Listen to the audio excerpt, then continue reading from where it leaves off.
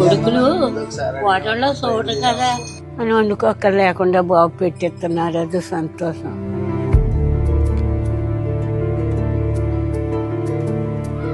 ఎవరు పెట్టుబడి లేక నాకు క్యారేజ్ రాశారండి. రాశారు 2 సంవత్సరాలు పెట్టాం. బాగున్నాయండి. ఊర్లో బుధవారం గుడ్డు చేప, ఆదివారం కోడి మాంసం. పశ్చిమ గోదావరి జిల్లా భీమవరం సమీపంలోని బీరవాసరం గ్రామానికి చెందిన రైతు తులసి రాంబాబు ఇలాంటి వారికి ఇంటికే క్యారియర్ ఉచితంగా పంపిస్తున్నారు.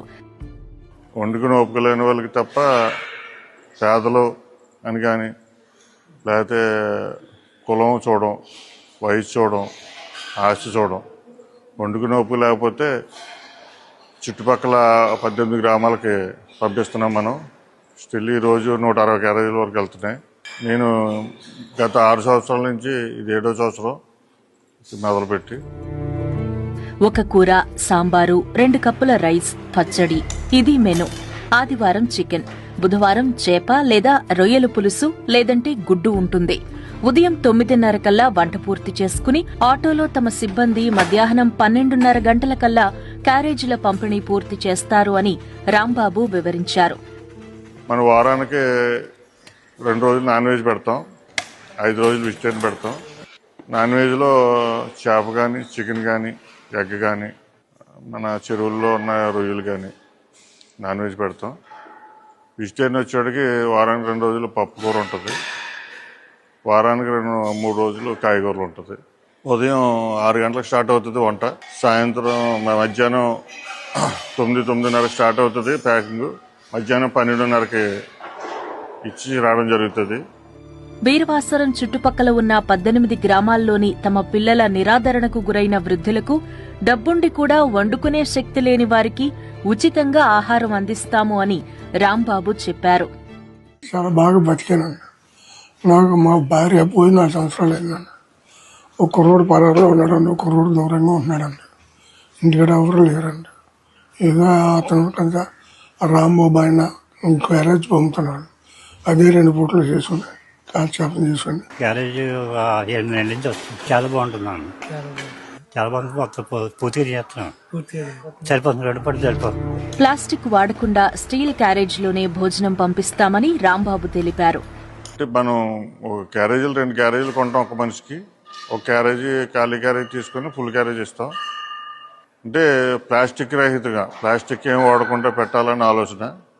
మనం పెట్టి ఫుడ్ వాళ్ళకి ఎక్స్ట్రా మనకి అలా ఎనర్జీ ఇవ్వాలి తప్ప మనం చేసేది మనకి వాళ్ళకి హెల్త్ పరంగా ప్రాబ్లం రాకూడదని అరుగుదలకు కరెక్ట్గా ఉండి ఫుడ్డే రెడీ చేస్తాం. తన సొంత డబ్బులతోనే ఇలా చేస్తున్నాను అని ఆయన వివరించారు. మనకున్న దాంట్లో చేయాలన్న ఆలోచన మీద తప్ప మనకు డొనేషన్లు తీసుకుంటే ఇది బిజినెస్ అవుతుంది. డొనేషన్లు తీసుకుని చేస్తే నేను ఖర్చు పెట్టే దానికంటే డబుల్ వస్తుంది నాకు డొనేషన్లు తీసుకుంటే. అలా ఇస్తానని ఆఫర్లు పెట్టిన వాళ్ళు చాలామంది ఉన్నారు. కానీ ఇప్పుడు కూడా మనం డొనేషన్ జోలికి వెళ్ళలేదు, తీసుకోకుండా చేయాలనే ఆలోచనే.